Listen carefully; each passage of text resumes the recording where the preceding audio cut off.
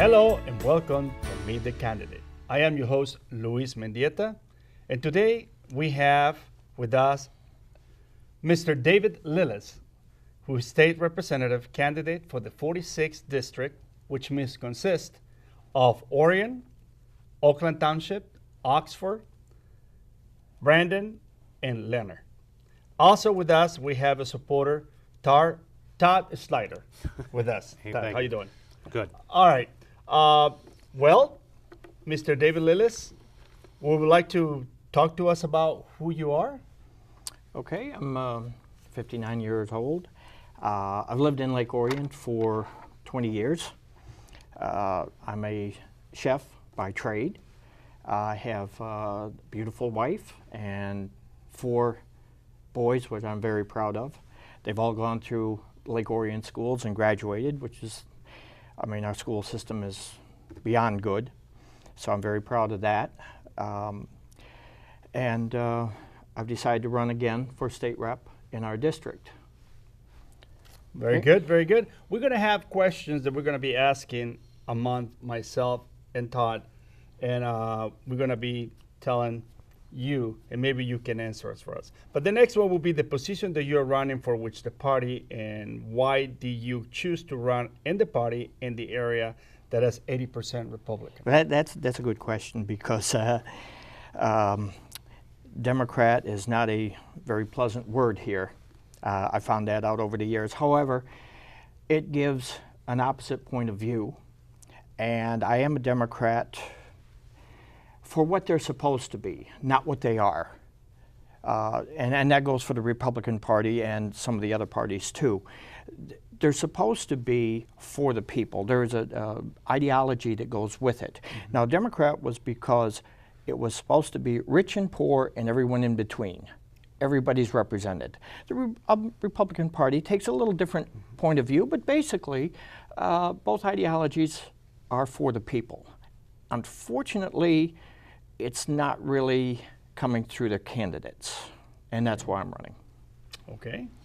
Is this your first time running for office? No, this is my 9th time, and the thing is, I've learned from my mentor, was a man named Stanley Stopczynski, and he said, well, you can do what everybody else does in order to get in office, but then you have to keep that up, or you can do it the right way. Well, I thought about it, and you know, if you have to lie, cheat, and steal to get in, you have to lie, cheat, and steal to stay in. Right. Mm-hmm. And you can't go out in public if you're not going to abide by the truth. You're there to represent the people, and if there's anything in your position or how you conduct it, you can't go out in front. And I've got to be able to do that. I like that answer. Yeah. Now, what is the basis of your campaign? That's a good one. The basis of my campaign since I've started is who works for who. And the reason I came to that was because of the candidates that I met, not all, but too many, that feel that they're doing us a favor. They talk down to their constituency. They make them feel as though I'm doing you a favor. But the thing is, their boss is the voter. Mm-hmm. And they are a public servant. They're no celebrity. They're not better than anyone else. And I found that the candidate or the representative or the senator, whatever the case may be, you work for the people. And that's the attitude you need to take.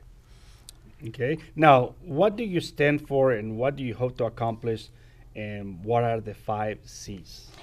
Okay, the 5 C's, I put it this way. There's cooperation. Mm-hmm. As a state rep, you have to cooperate with not only your district, but the other parties and the other people in there. Mm-hmm. Number 2, consensus. You take an issue and go around the room and figure out what is going on. Come to an agreement. You know, you can't have it your own way. And no state rep should have more power than the other. Collaboration. You sit down, you throw around ideas. What amazes me with our system of government, it's set up so that we sit down and we come to an agreement. But we don't do that. What we do is my way or the highway. And if you don't do it my way, well, I'm against you. And then it causes conflict. That conflict is not one of the C's, by the way. Commitment. Look, if you say you're going to do the job, do the job. Okay? You're committed to representing the people in your district, not the party, not the money, not the people with influence. And then compromise.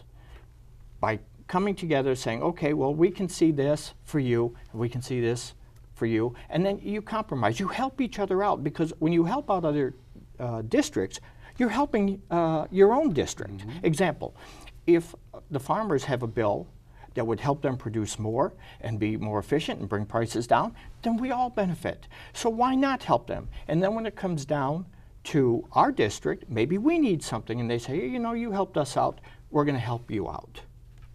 Mm-hmm. Seems simple, but... Okay. I hear you don't take any campaign money. No. No. Is there a reason for that? Yes, because what I've found, and again, I don't want to do a blanket statement or an absolute, but there's many people that will donate money to your campaign. But there is a quid pro quo, and I can't do that. The same thing with taking endorsements. I don't take an endorsement unless it's freely given. And by that I mean, if you believe I will do the job, then fine, endorse me. If you endorse me because you think I'm going to see things your way, I can't do that. I represent the 85,000 people in the district. If I start compromising myself, how can I represent you? How can I take care of the people in my district when I got someone looking over my shoulder, tapping on it and saying, do you remember what we did for you? Well, no, you didn't do anything for me. My bosses are the 85,000 people down in the district. Now, if you have an issue that you would like to press, then you go down there and convince them. But if you come to me and you say you're going to vote this way, and this also includes not only the party I belong to, but the Republican Party. Anyone coming up saying, well, you will do this, no, I'm sorry, I won't. You're not the one that tells me how to cast a vote. Remember, the state rep and the state senator are the custodian of the vote. They have the responsibility and the accountability of casting that vote. They don't own it. It does not belong to them. They don't barter it for contributions, nor do they barter it for self-serving reasons. That vote belongs to the people of the district, and this is one of the biggest problems that we have with government now. All right, well, let's talk about something a little bit different. You work on a cruise ship, which has been characterized as a wrong. How does working on a cruise ship coincide with being in a state representative? Well, the misconception is being that if I were to win, that I would continue on the cruise ship, and that's ridiculous. You can't do that. The state rep position is a full-time job, 24/7, and I plan to do that job just like that. Everything else is pushed aside. I have no businesses, I have no ties, I have no anything that would be conflict of interest. My sole purpose is representing the people of the district and casting the vote on their behalf. This also means you study, you talk, you investigate, you come down, and you discuss with your district. Now, the thing about the ship that makes it, that helps out, the cruise ship, we hold anywhere from 4,000 to 5,000 people, and we're a floating city. So in my position, my capacity on the ship, you're in charge of personnel, housing, security, sanitation, cost, handling of people, keeping everyone happy, negotiating, but also you are a public servant. And if that attitude is hard for some people, they don't like to serve others. I've been doing it for 44 years, and I love it. If I can make somebody's life better, if I can make somebody's life happier, then I don't care what it takes, I will do it. I'll bend over backwards for them. Okay. Very good. what are some of the biggest things as a candidate that are wrong? Well, one is party affiliation. Now, as I said, I'm a Democrat, and I don't have a problem with that. I'm a Reagan Democrat. My views are based on what I've seen and what I know. I'm not tied to any one thing, so if the Democrats are wrong, you're wrong. Mm-hmm. What I really dislike with the parties is the fact that the other side is the enemy. There are no enemies here. Mm-hmm. These are two philosophies that have come together, and different points of view, actually, and the other independents and Green Party, they have points of view, and there's nothing wrong with that. It's actually better because you get more input. Mm-hmm. When you go with one party, you get one point of view. But when they pit one party against the other, and the other one is the enemy, and this has been said on shows like Rush Limbaugh and even from the candidates themselves, that's ridiculous.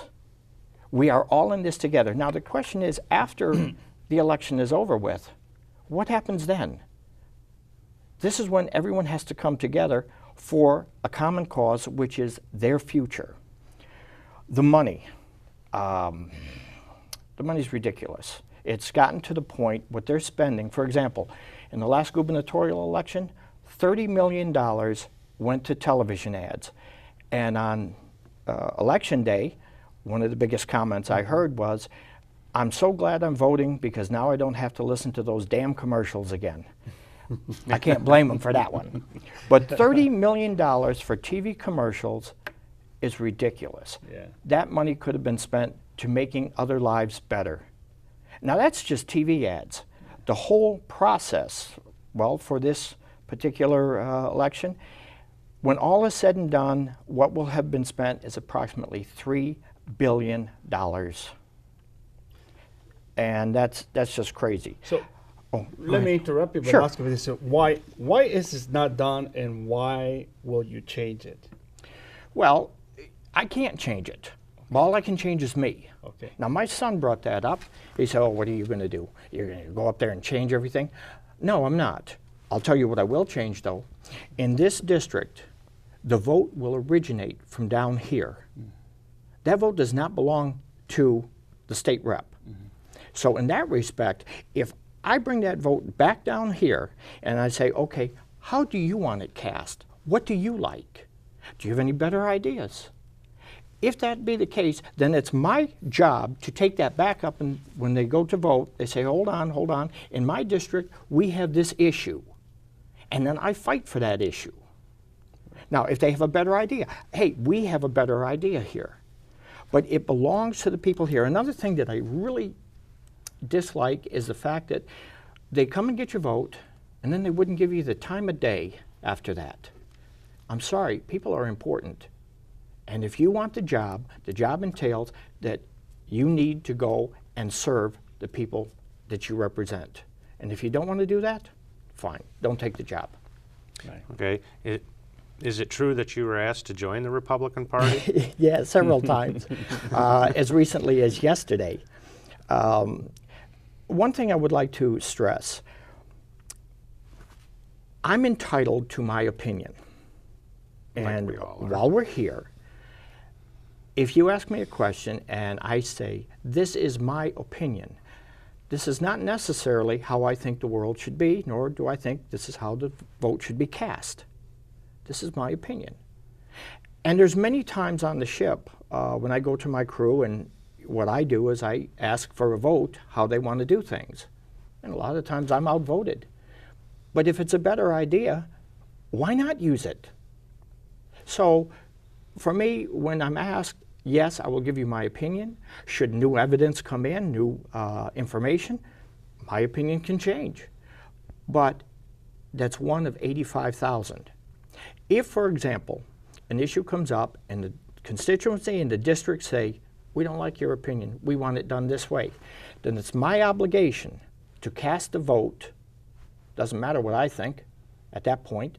They have spoken. Right. The majority. I've given them all the information to make an informed decision. They say, this is what we want. That's how I vote.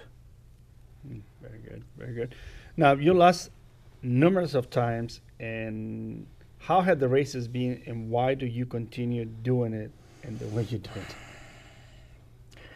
Well, like I said, if you have to lie, cheat, and steal to get in, you have to lie, cheat, and steal to stay in. I don't think the job is worth all that. If I cannot walk the streets freely and have people come up, now we will have disagreements, and that's fine. We can discuss it, we can argue about it, maybe scream at each other, and that's fine. But if I've come around and I've lied to you, and you don't trust what I say, there's not too much that you can do at that point. Let me interject in here a second. What do you really want out of all this? I want people's lives to be better. I want the vote to come back from down here where it belongs. And that's how it should be in every district, whether it be Senate or state rep. The gubernatorial, the governor, the president, that's an overall position. That's different. But our system of government is set so that everybody has a voice. And by splitting it up into smaller sections, everybody's voice can be heard. For me, there's not a lot that I want. I just want people's lives to be better. And for me personally, there is one thing. I want to prove in all these elections that I've been in that the job can be done the way it's supposed to. Now, I've lost many times, and that's okay. I did my best. I stood my ground. But when I hear people complain, our state rep doesn't listen to us. I'll tell you a funny part about it is when I'm campaigning and I knock on doors. Some people are very nice. Some have shown me what the door is for. I even had a preacher once who, when I said I was a Democrat, he blessed me in a Republican way, and that was fine. But the thing that really amazed me was when you asked, do you vote? Yes. Do you know who your state rep is? No. State senator? No. Congressman? No. Is that the guy that, no, it isn't. Well, who did you vote for? And then they complain about it, and I wonder, well, you say I'm a fool for running my campaigns this way. I don't take money, I don't do this, I don't do this. And then you're dissatisfied with who you voted for. Well, I'm sorry, I'm kind of wondering, you know, how foolish I am. You know, so campaigns, I've had some bad ones. I've had run against people who didn't live in their district. I've run against people who had personal demons. That's about as far as I'm going to go. I've had people who just want the position for the paycheck and to enhance their lives, self-interest. I don't want to go into more than that because it's not proper. However, there was one campaign I had with a man named Dr. Sweda. Everything was on the up and up. This man actually denounced and did not take a contribution because I didn't get one. We came together and we set the rules down. We disagreed on things, we agreed on things. It was the campaign the way it's supposed to be run. We debated for all the papers and on TV. I lost the election, but you know what? I was very happy to call him and congratulate him, and I campaigned for him. That's the way it was supposed to be done. And if you lose on that basis, no problem. It's all fair. It's all on the up and up. If they could all be like that, we'd all be running. Yeah. Now, before we go, is anything you would like to tell the public? Anything in particular that you would like them to know besides all the things that you have told us already about you, what you're all about, and everything? There is anything that you think that the public would need to know? Well, I was once interviewed by Jerry Wolf of the Oakland Press, and he wasn't really thrilled with interviewing. You could tell he was his interest in politics was less than desirable. But he said, you know, what are you running for? State rep. Why are you running? Well, because nothing's getting done. I got his interest now. Then he up and said, what do you consider a good politician? I said, somebody who knows the difference between right and wrong. I had him there. And that was one statement, and we have since talked because he was so impressed with that. And that's basically what it is. You do know the difference between right and wrong. Jennifer Granholm came up and asked me, how are you going to run a campaign when you're on the ship? Well, ma'am, I made a commitment to the captain. I made a commitment to the crew. If my word is no good to them, it sure as hell is no good to you. If I make a commitment, I'm going to see it through. And I lost on that one, and that's okay. But I made a promise, and I kept it. And that's what you should be. I want people to know that I will be there 7 days a week, 12 hours a day. Sounds crazy, but on the ship, we work 7 days a week, 18 hours a day. I don't take a nickel. I refuse. Because once you take money, you owe somebody. I can't have that.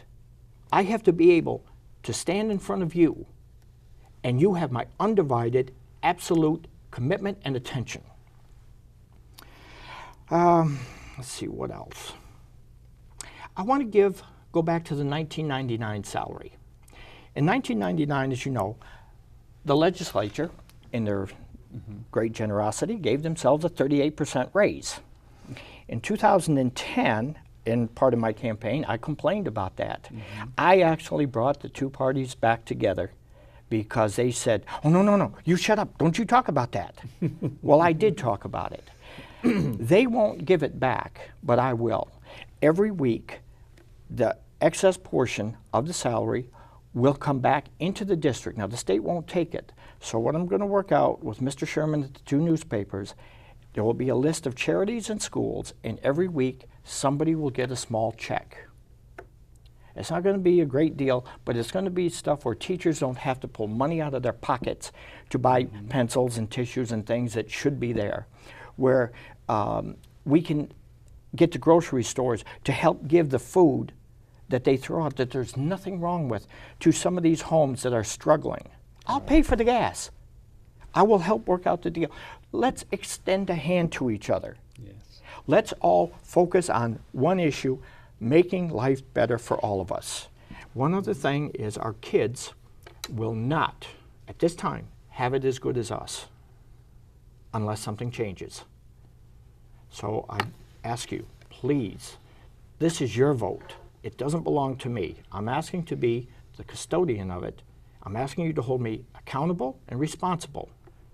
But it does not belong to me or anyone else. It belongs to this district. Well, David Lillis, we wanted to thank you for running for the state candidate for the 46th district, and also the supporter, Todd Schleiger, for being here with us. Thank you. Thank you very much. And once again, for all people at home, thank you for meeting the candidate.